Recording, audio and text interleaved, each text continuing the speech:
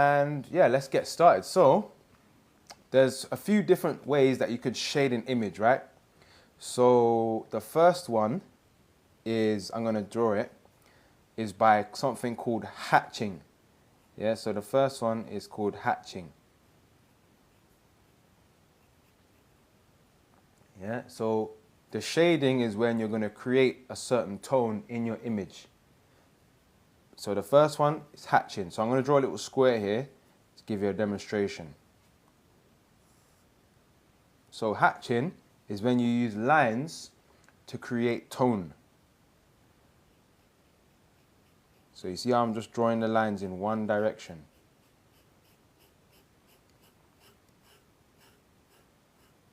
Yeah? And the further I go away, the lighter the tones get. That's how it works with hatching. Yeah, so that's hatching. So the closer together my lines are, I get darker shades. The further apart my lines are, I get lighter shades. So that's one way to shade. Let me just focus that, make sure that's focused. Nice, guys, 1.1k likes. Whoop, give it a share. Share it with some friends, family, whoever wants to learn some drawing skills, some drawing techniques. Yeah, give it a share, guys. Thank you. The next one is called cross-hatching. So cross-hatching, yeah, is we're taking this same said principle of hatching, but we're adding more directions for our lines. So I'll give you an example. So you know how we did it like this? So the lines were close together and they got further spread out as they got away. Well, now, to get even more depth and texture in your image, you can actually add more lines. Yeah, so the more lines you get, the more texture you get in your image. Yeah, the more texture you get in your image. Does that make sense, guys? Drop some likes if it's making sense. Let me know if you have any questions, or let me know if you want me to go over anything else. I'll draw this one a bit more vividly so you can see it. So I'm just using these lines. Yeah, I'm just making my lines more prominent. And then the less lines I use, yeah, so that's a good way to sketch. If you want to sketch something out very quickly, this is a good way. This is a good way to do it. Yeah, if you want to sketch something out, you can use hatching and cross hatching. All right, brilliant, brilliant, guys. Get the follows up. 64 people in the chat. Boom. Let's keep going. Belly goal. Thank you. Do you do daily live so we can start learning with you? Yes, more or less daily. I try to give as much notice as possible. But yeah, guys, feel free to grab a pencil, pen, and start sketching along. Okay? So, now another way is something called stippling. Yeah? So, you'll see what I mean by stippling. Yeah? So, we're using it by making dots on our page. So, what's the best way to learn perspective and proportion? Well, that's another tutorial for another day. But I can show you that definitely. Check out my YouTube channel as well. Let me write my YouTube channel here for you guys. It's J Manzano _ illustrations. Yeah. YouTube. For more tutorials on that. So next one is stippling. So stippling is when we use dots to create shades in our image. Yeah, we use dots to create shades. So this is all I'm doing, yeah, you see? So the closer together I make my dots on the page, the more shadow it looks like I've gotten, you see? The more shadow it looks like I've got. Then, the further away I go, it's like the lighter the highlights become or the shadows become. Do you see? Yeah. So again, you can use this to create a type of texture that you want. Okay? Nice. It's making sense, yeah? Good, good, good. Thank you, Salma, for sharing the live. Jeffrey Jackson, good to see you. Sack of potatoes, thank you. Right, so next one, it's a fun one. This one's quite fun. It's blending. Yeah, blending. Blending. So, blending. How can we blend? I'm going to use a different pencil for this one. HB, classic pencil. I've got a whole other set here as well. I've got more pencils to use too, which we'll use later on. But yeah, this. Yeah, so all we're going to do now is I'm going to press as hard as I can on the paper. And then I'm going to end up going a bit lighter. And then a little bit lighter again. And a little bit lighter until there's no pressure at all. All right? So I've got my gradient now. Now, all I'm going to do is get some tissue. Bear with me while I get the tissue. Because I'm so prepared. Right? So I get the tissue. You just get a bit of tissue. And then, tissue. You just get a bit of tissue. And then, you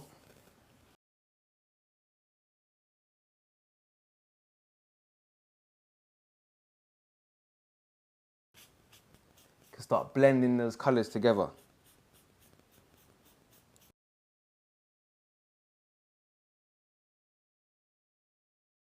You see? Yeah? So obviously this is quite a messy one. But when you do yours, yours can be nice and neat. Or if you want it messy, it's your choice. It's up to you. Yeah? It's your drawing, your sketch. But that's how you can blend the colors. Now, this is my personal favorite. I really love the blending style, man. That's my favorite. Right? So, there's also another way. Thanks, bro. I'm using you for my portfolio for architecture. H, good. That's all good, man. I hope your architecture course is going well. All the best with that. All the best, man. Architecture's tough. I had some friends at uni that studied architecture. So all the best with that. Then now we can do, let's say, we can actually do like a circling type of one. Yeah, so you can make circles, yeah, when you blend. So this will add even more texture to your image. So what I do, I go near the head of the pencil and I'm using this side of the pencil. Oh yeah, with an E. Good, good. Well spotted, Jamal. Well spotted, Jamal. So, yeah, I'm just circling. Yeah. See? And then I'm doing the same thing as I did here. I'm going lighter with the pressure.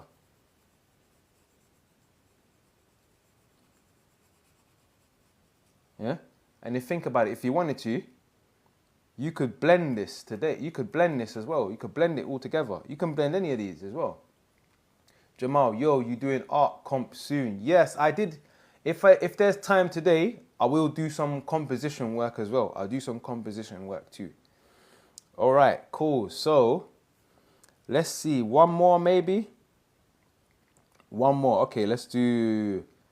You can do. There's so many different ways, man. There's so many different ways. Let's say zigzag. Zigzags. You could do zigzags. Do eye shading. Do eye shading. Okay, eye shading. So we'll come back to that. Pointillism. This is kind of pointillism, yeah. This is like the stippling pointillism style. Right? So you could make lines like this. So now you can actually get creative. Now you know all of these. Yeah? You can get creative. Zigzag or scribbles. Yeah, so you see I'm just scribbling, but the as I go lighter, I'm just pressing lighter. So it depends. If you need to sketch something quick, then you can use this way. My pencil's sharp. Yeah, pencil is sharp, man. It's all good. Yusuf, show us something. Show us the best thing you've drawn. Okay. Well, I drew this the other day. I drew this the other day.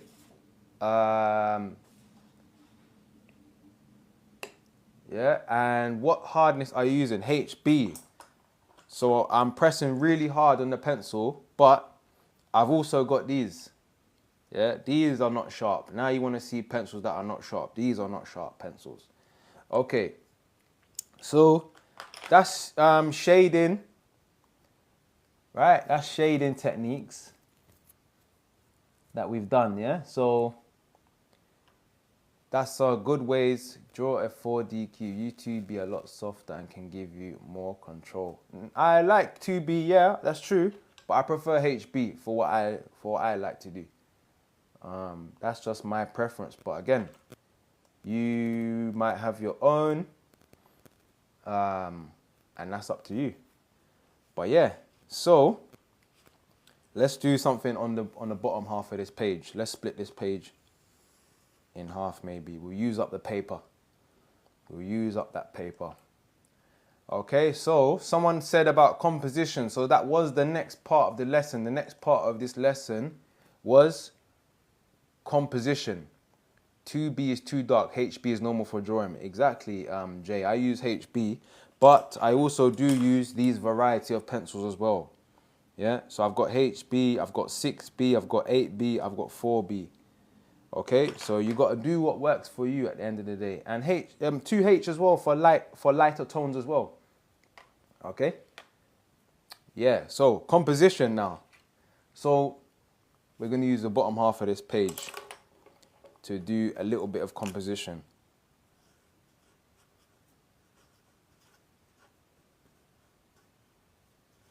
And these are all the techniques what I use for my drawings, for my paintings. This is everything what I do is using these fundamentals. So if you guys haven't seen my work, check out my page as well. Okay, there you go. That's how sharp you want the pencil to be, right? Okay, so there's so many different techniques what we can do for composition, right? But the most easiest one to get your head around in the beginning. Tammy, thank you for the Santa's heart and the rose as well. Really appreciate that.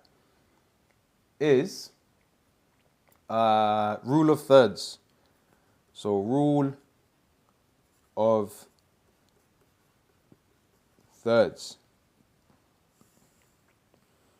So draw a little box, composition. So the rule of thirds is when you split your page into a grid, yeah, of 1/3, the second third, and the third, the third third, yeah? So this is how a good way that you can compose your image, yeah? You can compose your image using this grid.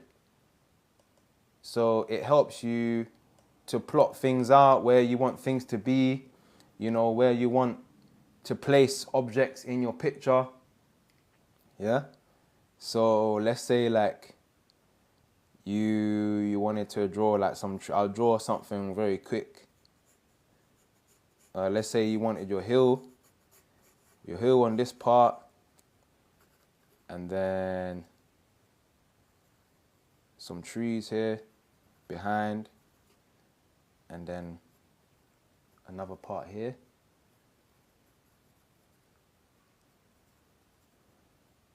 or some mountains there. So you can use this, even in photography, a lot of people use this rule of thirds to plot out their image. So the points here in the center is where your eye would be most drawn towards. Yeah? So your eye would be drawn towards here. So this is where you want to make your image most attractive, in these parts. Yeah? Let's see. Isn't the rule of thirds an English tech or something? Tammy, love third. Yeah. That's it. Oh, let me make sure that tripod's gonna fall. Make sure the tripod. How to draw hands. How to draw hands. Hands are difficult to draw, man. One day I'll demonstrate that. I think I need to improve my hand drawing skills as well, to be honest. But let's move on. So that's one way to do composition, right? That's one way to approach it. Then you've got another way for your, a lot of people use it for perspective. Yeah, you got S curve. You got the S curve. So, have you guys ever heard of S curve, or not so much? It's all good. Or some might call it compound curve. There's different names for it.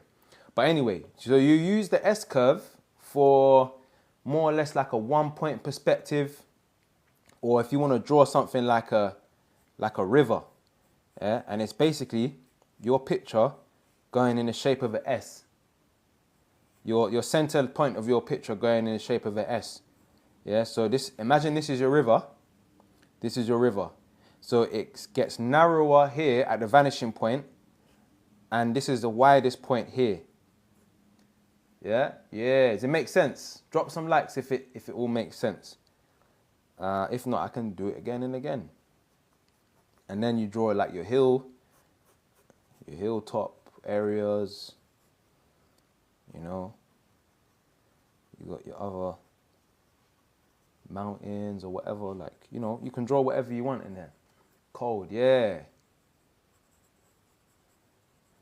So you see, it just depends what you want to add into your composition.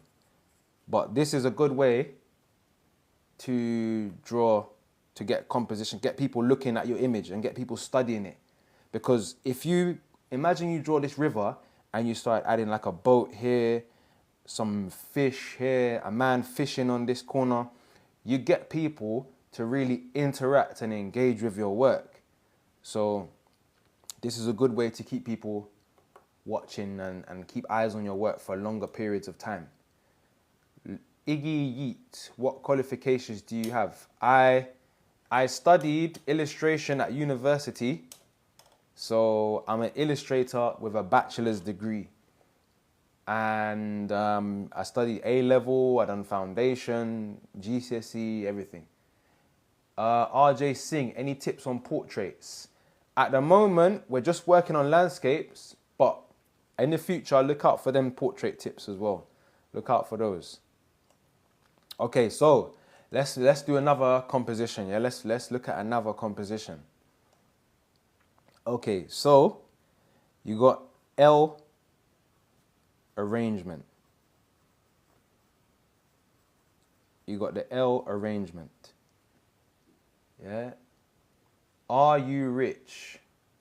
Well, I'm rich in spirit and I'm rich in health. Sorry, just joined. Can you quickly go over rule of thirds? We'll come back. Yeah, we'll come back to that. Let me just go on L arrangement first. So L arrangement, you would definitely use this if you like to draw or paint still life. You might have seen this in still life paintings, yeah? So your L arrangement is like basically what it says. It's an L, literally, yeah? Yep. Nina, rich in health and spirit. I feel that. There you go. So then L arrangement, yeah? So when you see a still life, you might have your oranges or your fruit bowl here, your bowl of fruits here, and then your wine, your bottle of wine here, sitting on the table. Yeah, that's your L arrangement. So you're guiding the viewer's eye from here, from the center, from the L, from the top of the L, all the way down here. So you're guiding the viewer through the image. So when you're an artist, you're in control of your work. You want to be in control of what the viewer sees, and that's why we use composition. Yeah, you can use composition to tell a story. You can use composition to just get people viewing your work. How long have you been drawing? I've been drawing since I was 5 years old, man. I've been drawing forever. Like, as long as I can remember, I've had a pencil. Dylan848, sup? Yeah, what's up, man? So that's composition. Right, should I do some more composition? Maybe we'll do one more. And for those of you that are new to the live, this is the type of stuff I can teach you guys how to draw. Oh yeah, rule of thirds. Okay, I'll go over rule of thirds. So the rule of thirds is where you're splitting your image into 3 sections. Well, 9 sections, but you got 1, 2, 3. Yeah, so these are the 3 main sections of your image. Then you cut it off into a grid. Yeah, you cut it off into a grid, and you got your center points here. You got your center square here. These center points are the key focal point for your image. When you have whatever you're drawing or you're painting and you compose your shot, you can guide the image's viewer around your image. You can guide the viewer's eye around your image. Yeah, that made sense. Flying birds. What advice would you give to someone who's just started to draw? So if you're just starting out to draw, these are the best techniques to learn. Drawing, shading, composition, and perspective. Those are the 3 pillars of drawing. That's what I would say.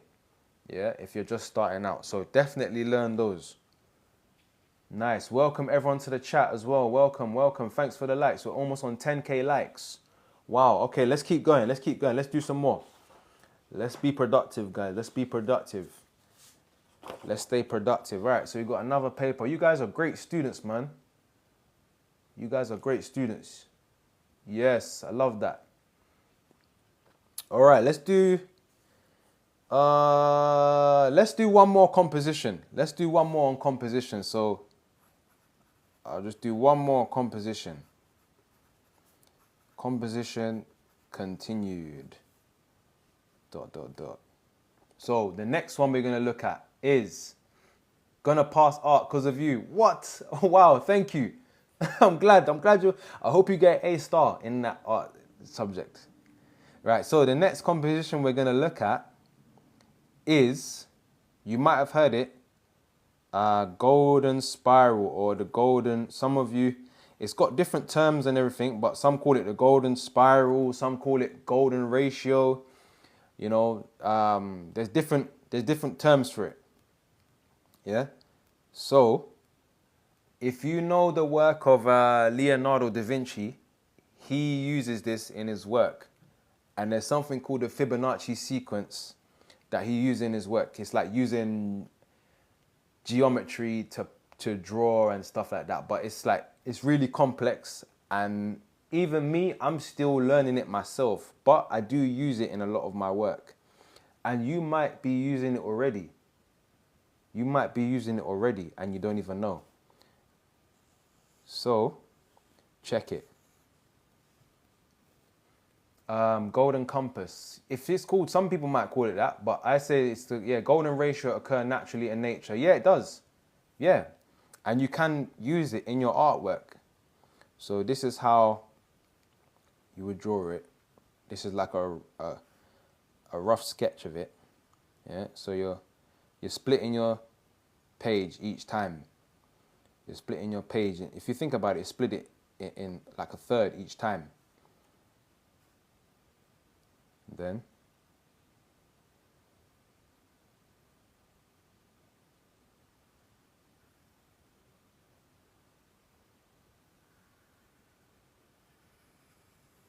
yeah, that line should have been a bit more round, but I didn't get it as round. Maybe I'll do it again.